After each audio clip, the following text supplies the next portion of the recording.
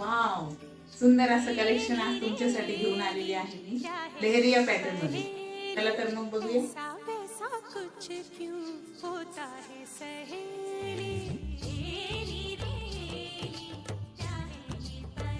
Green कलरची border आहे, सुंदर सुंदर कलर आहे आणि सॉफ्ट साडी आहे एकदम. आणि हा ब्लाउज पीस आहे तुमचा विदाउट.